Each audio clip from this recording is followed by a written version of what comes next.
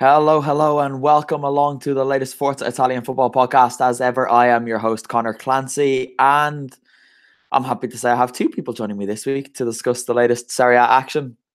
First up is Vito Doria. Vito, a pleasure as always. Thanks again, Connor. Yeah, it's good that there are going to be three of us today because it was an action-packed weekend and, yeah, plenty of drama again. So, plenty to discuss on this week's pod. Yeah, it was a strange weekend, full of drama and late goals in which nothing really changed. But it's nice to be here to talk to you again, and lightening the load on myself and Vito's shoulders this week is the return of Kev Pogorzelski. Kev, welcome back. Thanks for having me, Connor. I'm looking forward to it. Excellent. Look at that enthusiasm. I love it. Right. I guess, guys, there is only one place to start.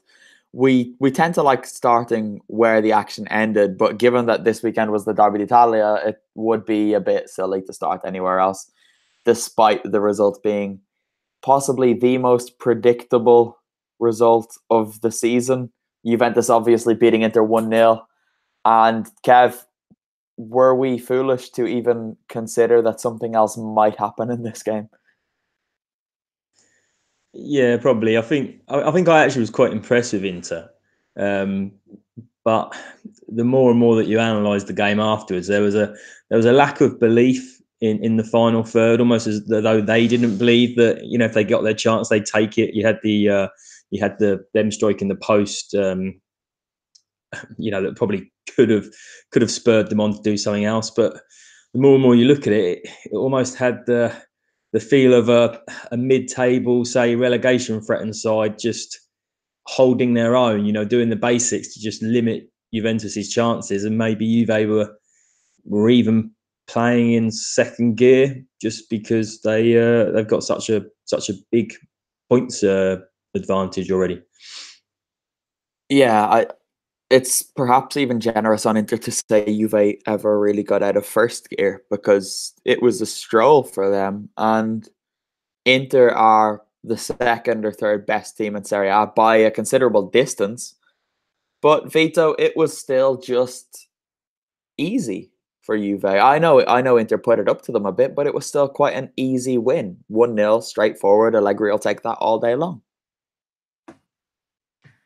And that is why a team like Inter had to take their chances, especially in the first half with Gagliardini hitting the post, and then Matteo Politano had a top chance to score early in the second half when Matuidi botched the pass in the fence.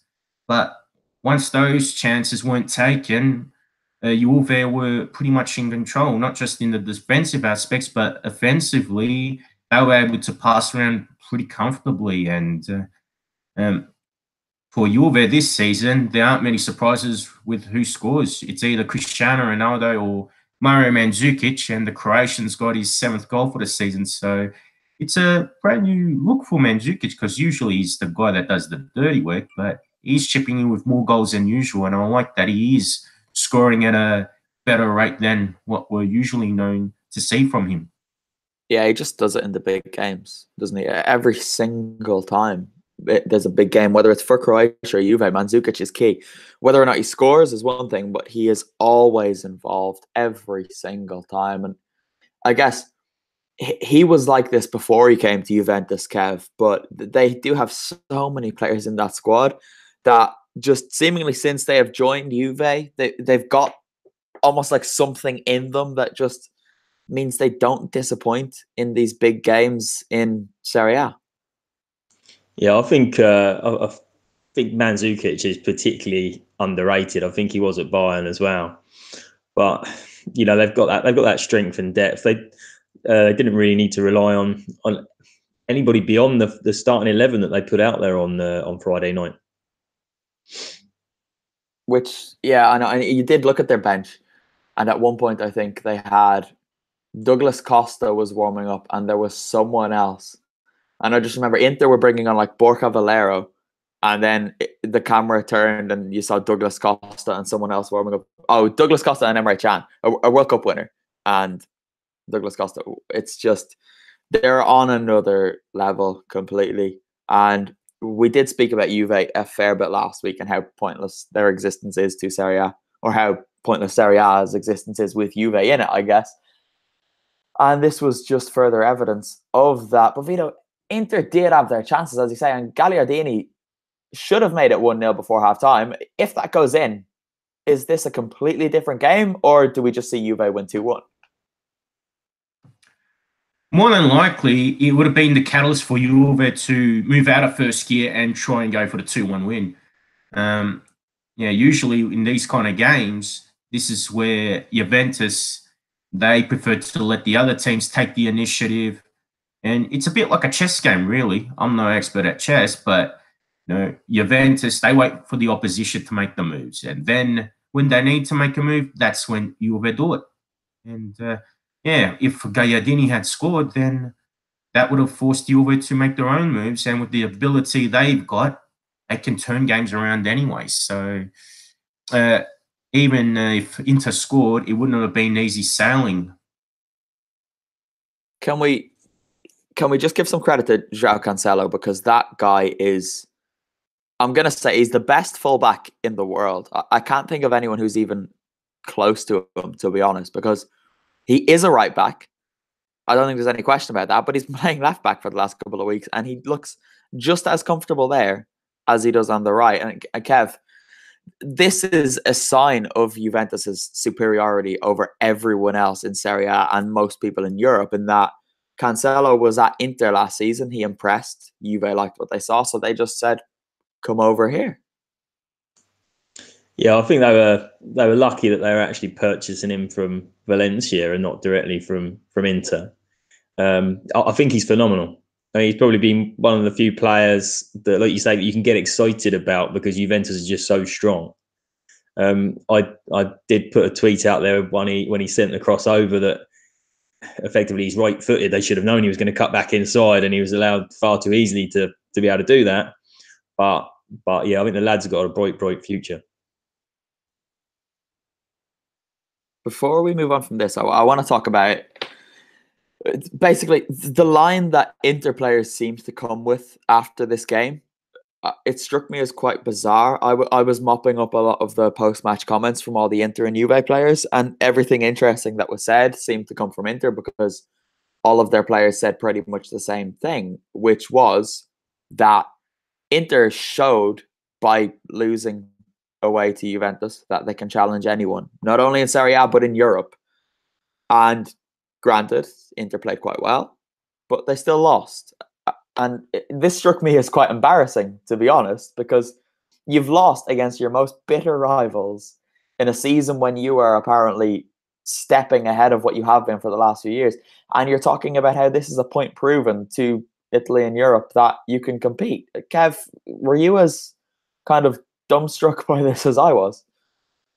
I was surprised that they'd taken that view, but I think if you think about it, maybe it's more to keep the players focused on Tuesday night's game in the Champions League and ensure that they don't feel too disheartened. Because if Barca put a weakened side out against Tottenham and Tottenham were to achieve an unexpected win in Spain, then Inter are going to have to better their result. And they, on paper they should do that against PSV, but I think it's just trying to keep that level of enthusiasm with the players, and maybe rather than beating them with a stick because they'd lost, Spalletti just maybe reiterated that post-match, and that transferred through to the players.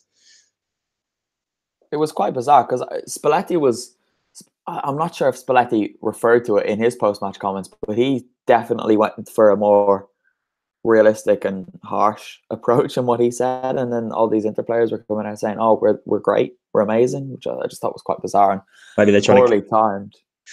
Yeah, it was weird. It was quite bizarre. We have a question coming in from Is It Because I'm Italian? What do you think Inter are missing to make the next step, or who are they missing to make the next step? And do Inter need a higher level manager to take that jump? Vito, your thoughts on that? Well, as I've been raving on about for the last season or two, maybe longer on the pod, I still believe they need a much better player to play in that attacking midfielder role. Spalletti loves to use the 4-2-3-1 formation, and They bought Raja Nainggolan, but his characteristics aren't of a true trequartista. He's a guy that can make the late runs into the box and bang in a few goals when he's fit. And he missed out on this game, but you need someone who's going to provide that flair, that bit of X factor. And this is probably where they should have done a bit more to try and get Luka Modric to spot his age, because he might not provide enough goals, but he has that football brain, that grace, the comfort on the ball, and that vision. And I reckon he would have kept the ball ticking much better. Someone like him with his winning mentality, and also in helping Croatia get to the World Cup final, he would have made. I think he would have made a real difference to this side, especially in possession. So probably he would have done something. Otherwise, obviously a younger option, but they need someone who can play behind Icardi and sort of tie things together and play those quality passes. This whole Modric thing rather is mental to me, because he's a Ballon d'Or winner. Why would he be at Inter? And you just have to look at Roma, and I know they messed up this weekend, but the kid Zaniolo, who Inter let go there, would probably be the player they need in that position, but they didn't give him a chance, and now he's proving his worth somewhere else in Serie A. It's just bizarre to me. Kev, you can take the second half of that question then, which touches on the coach, Spalletti. Is he the right guy to take Inter to that next level, or do they need someone like, I don't know, Antonio Conte, Diego Simeone, or someone like that? I think when you consider Conte as an option, there is a question about how much the players actually, if you like, will die for the Spalletti cause. You know, there looks a little bit of an unenergetic approach to the game. I think, like Vito touches on, the issue with the current side is that it's almost all focused to go through Icardi. Now, that's not necessarily a failing of Spalletti if it works. The problem is there is no real plan B, and they need some form of creative force behind him. You know, so when he's not available, there is a plan B. Otherwise, they're just a little bit too predictable. But probably Spalletti's fault. Vito, you wanted to talk about Rodrigo Bentancur, and I guess in our discussions of Juventus in recent weeks, he has kind of slipped through the net in that we haven't discussed him that much, but he's been quite good. He has been, and I must be honest, until this season, I really did not understand what the fuss was about him. Admittedly, I didn't watch Boca Juniors play when he was at the club, so all I heard was just through news articles and so forth. So, yeah, when I first saw him at Juve, I didn't think he did anything amazing. And at the World Cup, I thought Vecino, Torreira, Laxalt, they were probably the better midfielders in that midfield five for the Uruguayans. So I didn't see how he could really make an impact at Juventus. This season, though, I've seen that he's very composed on the ball, makes smart passes, and sometimes I notice him particularly combines well with Paulo Dybala. So when they're in the same vicinity on the pitch, they seem to have some good understanding. And he has some decent ball control too. So when he makes a dribble or even takes a long-range shot, he's actually got some good skills. So this might be the season where we can really see the Uruguayan have a breakthrough. It is, in a way, a shame he's at Juve, because if he was somewhere else, he would probably play a lot more. But then on the other side of that, he may not develop to the same level if he was somewhere else and not at Juve, learning from the likes of Pjanic and that around him. I did mention Roma, and sorry, Aaron Holland, wherever you are, but that's where we're going next, because this was funny. And I don't think there has been a less shocking shock in Serie A this year, because Roma were 2-0 up away to Cagliari, who offered nothing. They were without Barella and Pavoletti, their two best players, and there was something just so predictable about this collapse that I was in a pub with a couple of mates here watching this in the middle of Parma, and someone came in and said that they wanted the Roma game put on. It was 2-0. There were a couple of grumbles, but the game was put on. And my mate said, well, what's the point in watching this? This is done. And I said, this is Roma. It's not done. It would not be at all surprising if they messed it up. And sure enough, Roma, well, Kev, they did a Roma. They did. They just imploded, like they have the tendency to do. I was like you. I didn't watch the game live because I was out. So when the alerts came through on the phone, it was going through that sequence of Kelly having 2 men sent off and then seeing that they equalised, just wondering what went on. And they should have had the game sewn up. I don't know why they have this inability to do this to themselves. And Di Francesco at the end just looked the man, well, staring into the abyss, not knowing what was going on. He had this strange grin across his face. And I'd hate to think what he'd said to them after the game. It's worrying, isn't it? Because he didn't really hold back in his post-match press conference. He said, it annoys me that we could have seen out this game, but due to our own selfishness and ingenuity, we didn't. I'm enraged that a team like ours can concede 30 seconds from the end because they didn't keep the ball and take it to where it ought to have been. They not only did they concede, as you rightly mentioned, Kev, they conceded to 9 men. And it's not Juve with 9 men. It's Cagliari with 9 men. Cagliari without their best 2 players. So they are effectively starting the game with 9 men. And then they have 2 players sent off. It was crazy. And Vito, this question keeps coming up, but it keeps becoming more and more relevant each week. Is Eusebio Di Francesco going to get his panettone this Christmas? The more I see results like this, the more I think to myself that he won't see the panettone. Seems that James Pallotta is pretty keen to sack him, if you believe the reports in the press, but there aren't many enticing options out there. So it makes me wonder if Di Francesco does get sacked soon. I mean, who would be the ideal candidate and who would really make much of a difference? From what I hear, there's Paulo Sousa, Vincenzo Montella, and then there's still the dream of Antonio Conte, but that's a much longer story, between his contract with Chelsea and also what he would probably demand in terms of a wage. So they could stick with Di Francesco until the end of the season and let him get the panettone. But, yeah, I really don't see how Roma can really improve at the moment. This is there aren't really any options. Montella, well, he probably needs to earn his stripes somewhere else after his last couple of jobs. Paulo Sousa, I don't know why on earth anyone would give him a job with ambitions of challenging for the Champions League. And Antonio Conte's wages will just be far, far too high. But yeah, let Di Francesco get his panettone or Pandoro, whichever he prefers, and just ride it out till the end of the season. Champions League's gone. Roma can't do it. There are too many teams around there, I think. But Patrick Schick, Kev, he's not been doing it.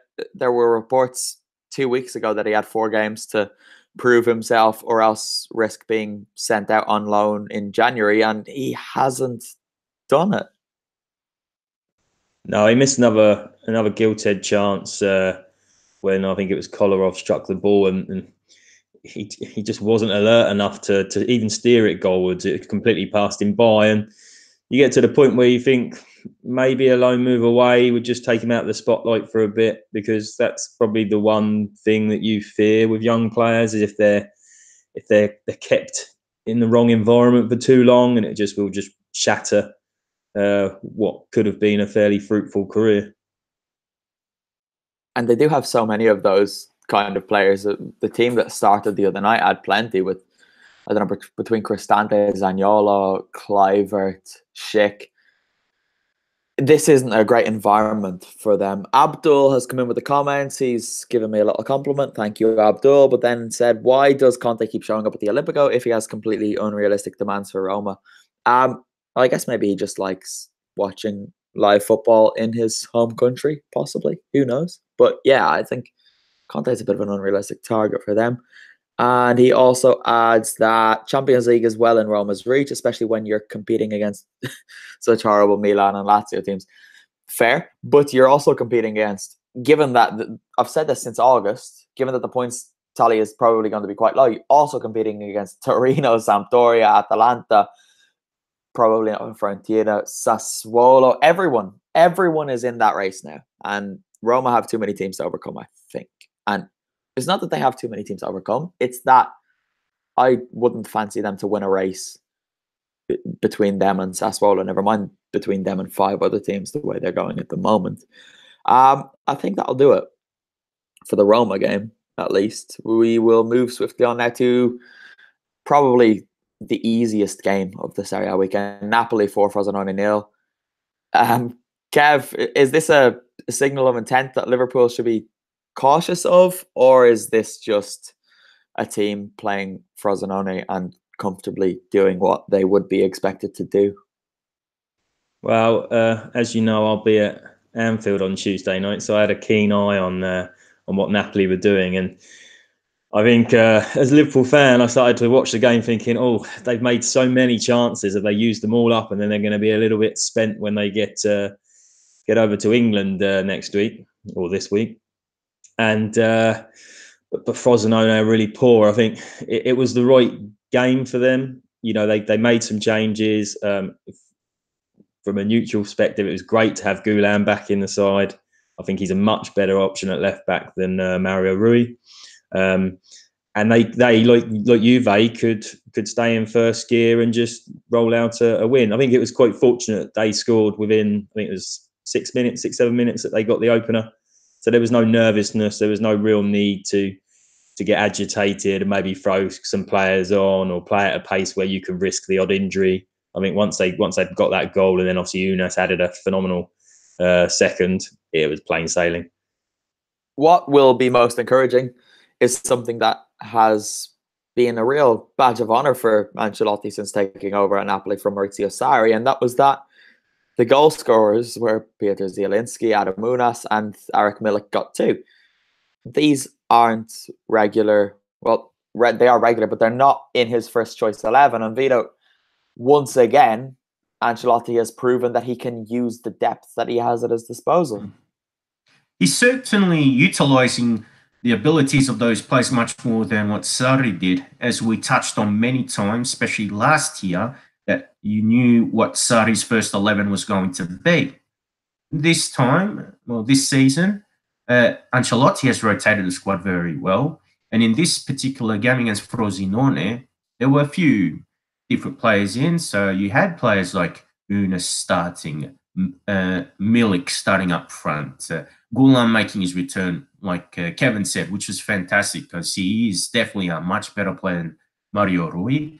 And Alex Merritt made his debut for Napoli in a competitive match, which was good to see, although he wasn't tested particularly often. Moving on again to Fiorentina, whose winless run continued. It's now 8 games without a win for La Viola. And our man Vieri Capretta tweeted the list. And when you look at the list of games that they failed to win, it's concerning. So they lost to Lazio, they drew at Cagliari, Torino, Roma, Frosinone, Bologna, lost against Juve, and they've drawn against Sassuolo. And they're currently 12th. And I'm hesitant to look too much into the fact that they're 12th because everything is so tight there. As we've seen with Atalanta's win this year, they're right back up there. But I think Vieri also said something along the lines of Fiorentina used to be mediocre, now they're just bad. Vito, is that a bit harsh on Pioli's side, or has Vieri kind of hit the nail on the head? Although he has his bias being a Fiorentina supporter, I do agree with him in this instance because they have been bad in the last 8 matches or so. And the funny thing, though, is that in most of the other games, they struggled to score more than a goal a game. Whereas in this game, they scored 3. And if they had scored 3 in some of those other fixtures, they probably would have got the victories. So that's the irony of it all. That being said, perhaps this is the kind of result that might turn things around for Fiorentina. But, that remains to be seen. They've got to be a lot more composed in front of goal. And Marco Benassi is the leading goal scorer with 6 goals in Serie A this season. So it's up to the rest, especially the forwards, to really be far more clinical in front of goal. They will be hoping that Giovanni Simeone will be able to kick on from this, but he's he's had a horrible time in front of goal lately. As the listeners will have heard last week, I spoke to Adam Digby at the Artemio Franchi after their Juve game, and we spoke about Simeone and his lack of form, and he just looked so short of confidence. Hopefully, for his sake, their sake, and for my sake, because I quite like watching him, that he will turn his form around and start to score more regularly, and then who knows, Fiorentina might get a few wins together. But Kev, should Pioli be concerned? He's another one who he's not getting the best out of the players he has at his disposal. No, I think that's right. I think Vito was far too positive. I watched this game. It was quite nice to see the early Sunday fixture actually throw up a bit of excitement. But Fiorentina were awful. They really were awful. They did not deserve a single thing from this game, and the fact that they came away from a point, they should be thankful. I think there was an example of when Sensi picks up the ball before he strikes the third. Not a single Fiorentina player was running for a minute. Like I said about Spalletti, sometimes you wonder whether that's an unwillingness to do what you're being asked, the basics that you're being asked, or put that shift in for your manager if you feel like he's on borrowed time. And the goals continually almost kicked the ball out for the second to then be fired past him. And as for Berardi deciding to go on a lung-busting run through the Fiorentina defence and then losing the ball directly before they equalised, you just must have been tearing your hair out as a coach just for those moments of individual stupidity, really. Yeah, no, I think even saying stupidity is holding a lot back, because it's been really poor from them at times this season. And that Sensi goal, you're absolutely spot on. That was embarrassing. Nobody looked bothered in the slightest, and Sensi was just able to take a step forward, almost line it up like he was taking a free kick. They passed the Red Sea. Yeah, without using cliches, Kev, come on. But he just picked out the bottom corner, and it was so simple. So nobody put their body in the line, and it was humiliating. You said something interesting before the pod, Kevin, that do you think the players are downing tools on Pioli? You have to say it looked at it at times, and then you wonder whether that comeback comes out of that deep, if you like, professional desire to not want to be seen as a failure, and then just sort of collectively, and and once you've been handed the presents that you're given by the opposition, you're almost you have to take them, and it just rolls, it just sort of snowballs into a comeback that they maybe didn't want to do. There's probably times as a fan where we've all watched our team and you think, oh, you wish they hadn't got that last minute equaliser, because it just masks over bigger problems at the club. I know some Milan fans out here who are thinking along those lines when they get positive results, and the situation at Fiorentina is a whole lot worse. We have another question from Abdul. Vito, I will send this one your way. Has Chiesa taken a step back in his development this season? I wouldn't say they would be massive steps back in his development, but I don't want to be repeating myself too many times. I just think he needs to really improve with his shooting, because he's got a lot of great attributes about him, like his dribbling, his work ethic, his versatility, his stamina, but he doesn't score enough goals for me. And I acknowledge he's not an out-and-out striker, but he knows how to get into those scoring positions. So you can use age as an excuse as much as you want, but he really needs to become more clinical. And once he does, I will say he can be one of the best wingers in the world, because he's got a lot about him to be positive about. So if he can improve that, he can only just get better and better.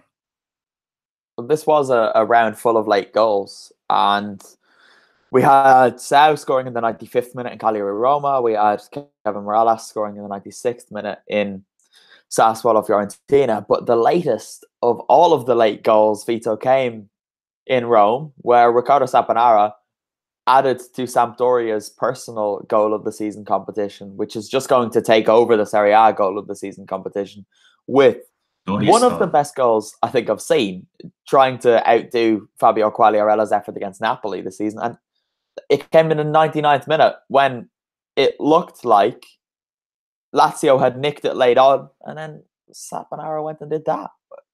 Amazing.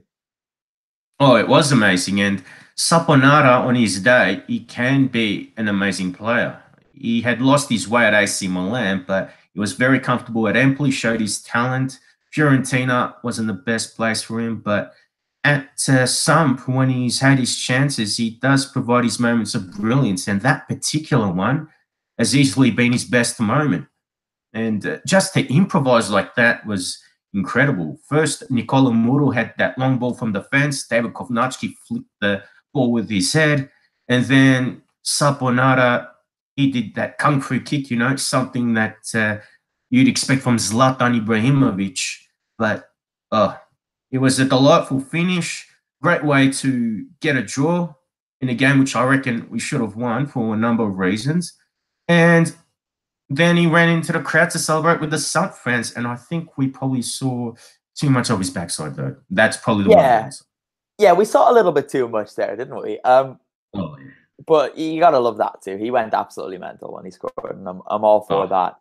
But it did look a slight bit overweight for a professional athlete playing in Serie A. For me, he looked like he was carrying a little bit too much, which probably doesn't help his inconsistent form. Well, as long as he keeps the mind sharp, that's important, especially with number 10s, probably in the last 20, 30 years, we've seen some great number 10s, but maybe with Arrigo Sacchi and Fabio Capello, they try to phase them out, and we don't see many number 10s around. So Saponara in the modern game, especially the modern Italian game, he's probably one of the very few around. So when he produces moments like that, it just makes you wish if only Serie A clubs had more players like that around, and if they had more consistency so it can improve the standard of the game and also make the Azzurri more exciting, more dangerous. Because for me, number 10s, they make the play. You can have your systems and your team plans, but trequartistas and these fantasistas, they do things people can only dream of. They're the difference makers, and Saponara is a difference maker for some. Vito, I can think of a pretty good number 10, arguably the best in Serie A, in shape, quite small, but unfortunately he's not Italian. I'll leave that to your imagination as to who I'm talking about. But Kev, Ciro Immobile got the goal that looked like it was going to win it for Lazio in the 90-something minute from the penalty spot, and I thought he was fantastic, and he got the goal he deserved. You know what I'm going to say, don't you? I don't. I see. I watched the highlights. I hadn't even seen that it had finished 2-2. So it was all quite surprising to me as I sat down this afternoon and watched it. But I didn't think. I thought Immobile was lucky to still be on the pitch. Sometimes the use of VAR in Serie A just confuses me. They will languish on a particular moment for too long, or not use it at all. In the case of Immobile's foul on one of the Samp defenders in the first half, and Ramirez. It was Ramirez, was it? It was almost as much because there was a tackle that the one of the Samp players made later in the game, which was almost similar. You're going for the ball, but you follow through and you've caught the player's ankle, and it could break the ankle. But when you look at the real slow motion camera angle that was available to them, you don't want to say that Immobile's gone out to hurt the player, but you can see in his eyes there is no way he's pulling out of that challenge, and he's going to use a particular amount of force, and he's going to make sure he makes contact with something. And I think that's the sort of thing that, not wanting to stamp tackling out of the game completely, should have been reviewed, because it could potentially end a large portion of somebody's season, if not their career. I'm speaking from somebody who's suffered 3 separate ankle breaks playing football. I see your point, and the word force is as well used, because that is one of the words that is literally in the rules, and excessive force can be deemed the red card card offense, whether or not he gets the ball. But another thing is that the slow motion replays, often when they are slowed down to that extent, they make anything look a bit malicious because he's not thinking in that speed, and it doesn't actually happen in that speed. But yeah, no, I'll take your point. We will move on again from this one because what are we, over half an hour? Udinese 1, Atalanta 3. Guys, Atalanta have overcome one of their bogey teams in a huge win, and it was Big Duvan. Vito, your man, Duvan Zapata, scored a hat-trick. Yeah, well, I still miss him a bit at Sump. I thought he was good for us, so I was a bit surprised that we let him go, but good on him for actually scoring the hat-trick against Udinese.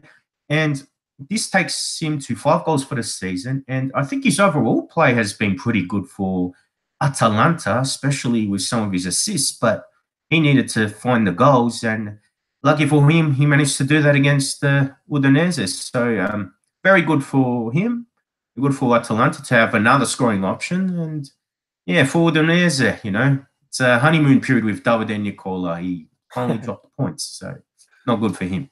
Yeah, the Bergamaschi will sort out things like that, don't you worry. But no, it was quite nice to see Zapata. You're absolutely right. He's been excellent until he gets into the box this season. He's been really, really good, but his lack of ability or confidence in front of goal has just made him and not upgrade on Andrea Battaglia, which is what he was brought in to do. But if he does add these goals, then he very much is the upgrade that they signed him for. It was strange because Musa Barrow and Zapata kind of swapped roles in this one, in that Barrow went on this amazing run and then tried to shoot and completely missed the ball. And then it was Zapata there following up who got the goal. And at times this year it's been the other way around. Zapata's been doing everything until the end, and then someone else pops up and gets the goal.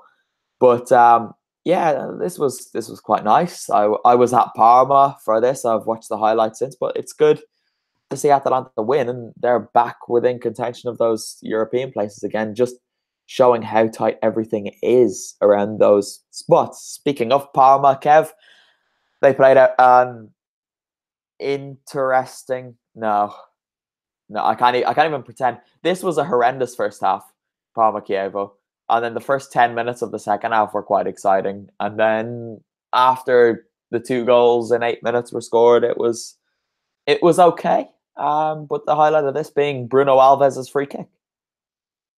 Yeah, I was actually watching the Atalanta game when I was seeing the scores come through. It didn't sound particularly interesting, but what surprised me were the amount of people I saw on Twitter, tweeting things like, when your centre back pops up and delivers, a goal like this, where he's got previous, because I'm sure he scored a couple for Rangers when he was in Scotland, and maybe even a couple for Porto. And again, from my memory maybe serving me correctly, almost identical strikes, really, as if Sorrentino maybe should have known where he was putting it. He doesn't step up to take too many. That's a bit harsh. Someone's just said in the comments, it's Chievo, mate, and I don't know if that's the right. It was a free kick. Doesn't really matter who it's against. It was an excellent goal, and Sorrentino is such a good goalkeeper as well. It's not like he did it against, I don't know, someone else, maybe. Sorry, Vito Aldero or someone like that. Sorrentino's excellent. And he just, when he was lining it up, I was thinking, there's no way Bruno Alves is hitting this. But no one else was around. And the way he lined it up, he was obviously about to smash it. But that free kick, oh my God. That's the type of free kick that Cristiano Ronaldo thinks he's able to do all the time, but usually hits the wall.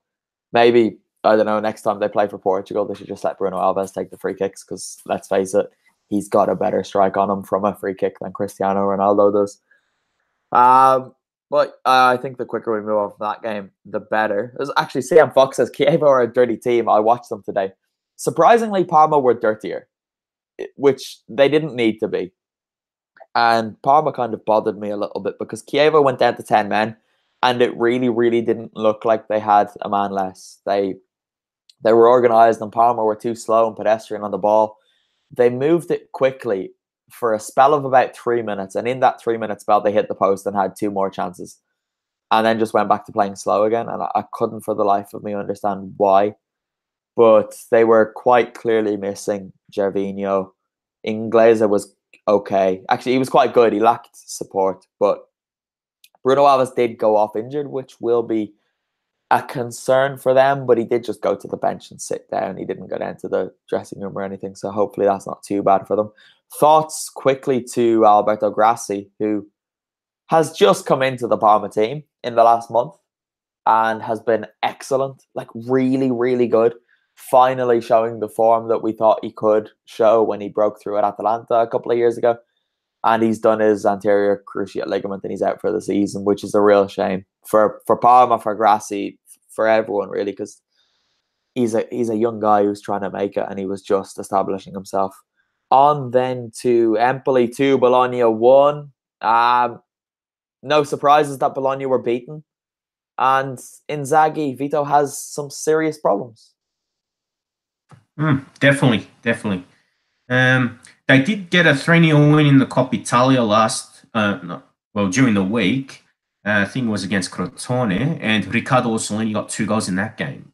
He played in this one, probably wasn't at his best, but just in general, I really don't understand why Inzaghi hasn't utilised Orsolini enough. The guy, aside from Rodrigo Palacio, provides some flair, some X factor. He's got good skills on the ball, but so far, Inzaghi has looked like he's out of his depth in Serie A. It's not just AC Milan here, Bologna. It doesn't look like he can take the next step. So I really wonder how long Bologna can persist with him, because I don't think he can turn things around.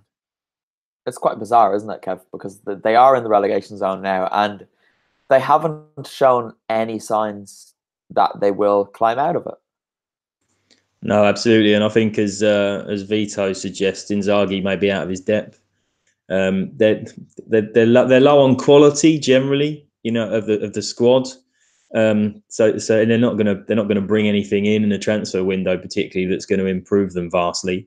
So then you need somebody to come in with new ideas or maybe just a fresh approach to try and drag them out of their troubles. The only thing this that is went... what Go.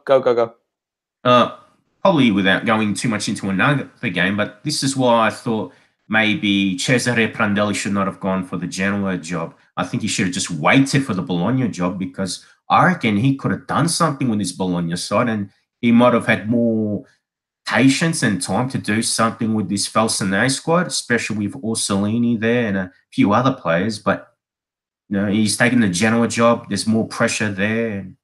Preziosi's a nut, so yeah, I think it'd be a bad decision in hindsight. He's probably just gone there to get his payoff, knowing that he might get a big payoff before Christmas, the way Preziosi's going. Who knows? Genoa could be onto their 4th, 5th, 6th coach of the season by the end of January. It's an absolute show there. Speaking of them, Vito, they drew 1-1 with Spal, and they played basically this whole match with 10 men. Yeah, because Criscito is a clown. So that's harsh. Come on, Criscito has been excellent for them this season. No, he is. Look, he is an important player for them, and when he has been at Genoa, he has been a good player for them. But I think it's his 2nd or 3rd red card for the season, so he can make some of those pretty stupid fouls. But that being said, Spal should have won this game. I mean, Petagna hit the post, and Tanucci as well. So they had the chances, and Flocari shot wide in the second half. Mind you, Genoa did force Gomes into 2 saves in the second half. So, Genoa did have the chances even with 10 men, but the Spalini should have got more than just a point. Petagna will miss chances. I was quite surprised when he got his goal, and I really like Andrea Petagna, and I know the listeners know I like Andrea Petagna, but he just needs to score goals. He's a striker. I mean, come on. Spal had, at one stage, I looked at the stats when there were about 86 minutes gone, and Spal had 22 shots compared to Genoa's 5. Spal had only got 5 of those shots on target. And that just struck me as, it's Andrea Petagna special with Jasmine Kurtic shooting from 30 yards when he doesn't need to. I know that feeling all too well. But Kev, Milan played Torino and they got back into 4th place with a a bore scoreless draw. You described it as a snooze fest, which I quite liked. But they are 3 points behind Inter, and you've got to think this was a huge missed opportunity. Yeah, it was. They never got going really, and it needed a tactical change. I think there was Kessie and Bakayoko being overrun in midfield. Torino had gone with 5 men that just meant that they're outnumbered all of the time. And then they're obviously quite ponderous in possession of the ball. They weren't distributing it quickly. When it got out to the wings with Suso and Kalinoglu, again they're a little bit too predictable. You know, both are going to cut inside, and they don't really do it with any pace and trickery, as opposed to Castellao, who came on, and actually went at the Torino defence with a bit of speed. Although the young Englishman Anya that Torino have got had another really good performance. Yeah, it was just a bit flat. It was a bit of a shame after we'd had all the excitement through the weekend already, that this was what was served up on the Sunday evening. Yeah, as the showpiece event for the weekend, or the Sunday evening kickoff, the last game of the weekend, and we take that momentum into this podcast, and they served us up that. Yeah, it wasn't too great. But Vito, do you think this is Gattuso showing his weaknesses with setting a team up tactically, or am I jumping the gun a bit? No, I think you're on the money there. I thought the approach from Gattuso was a bit on the timid side, and he should have made those substitutions earlier. I think Castillejo should have came on a lot earlier than he did. And I think even Suso and Higuain probably stayed on the field longer than they needed to. So, it was pretty underwhelming. And I thought if one team really had to win that game, probably would have been Torino, because they in particular had the better chances in the first half. And my main memory from this game was that Donnarumma save from Iago Falque. Ansaldi made a great cross, and I thought it was going to be 1-0 to the Granata, but Donnarumma pulled off an excellent fingertip save. So one for the highlights reel there, and probably an example of what he can do when he's actually got some of his marbles intact. All right. Look, Kev, go. Yeah, I was just going to say the one thing I will say in Gattuso's defence is that Milan are a bit light on players at the moment with all the injuries that they've got. True. But that may still be just being generous to Gattuso. Yeah, I do think generosity is definitely needed, because their injury situation, as you said, is not kind to them at the moment. But I don't know. Yeah. All right, look, we've spoken about Milan enough this season. Let's not do it this week. Let's finish up after there was a question in the comments. Here it is. Christian 507. Opinions on Milik being in such great form. Do you think he's back well and good from his injuries? And Kev, will he start against Liverpool? The only reason I think he might not start against Liverpool is because he's quite big, physical player. I think maybe that's probably doing a disservice to his technique. But it's the type of centre forward that Van Dijk and what is probably most likely Matip alongside him deal quite easily with. I think they'll have a much more difficult time if they've got Mertens and Insigne are running at them. So I think it's less about how Liverpool will cope with the other strikers Napoli have got, rather than whether Milik is good enough to start for Napoli.